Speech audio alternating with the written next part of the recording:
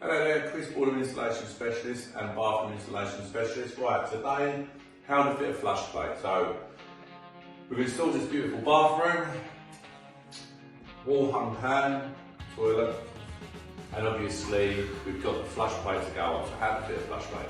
So, what we've done, this stuck out more on this flush, so it always sticks out. So, you always cut it down, this actual box here, cut it flush to the tiles.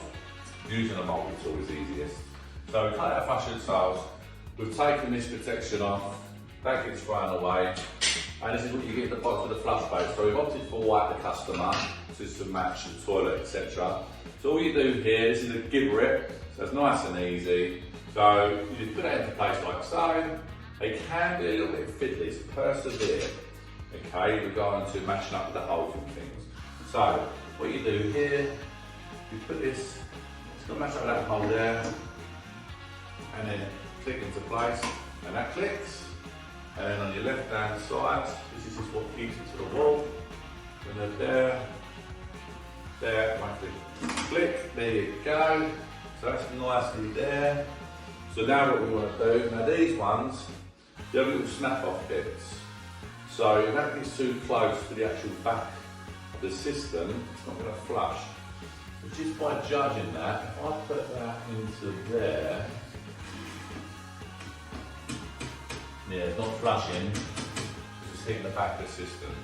So, with these, no hacksaw required, just snap it off. It's going to be the same with this one, snap it off. Right, now, let's try again. All in there. Give that a little click in place, and then for here, a little bit fiddly to guide it in, get that, little click into place. So that's now your flush. And then, what we do here is we're ready for the installation of the actual flush plate. And then, also once again, can be a little bit fiddly. On the bottom first, and then on the top. And there you go. Beautiful. How to fit a flush plate.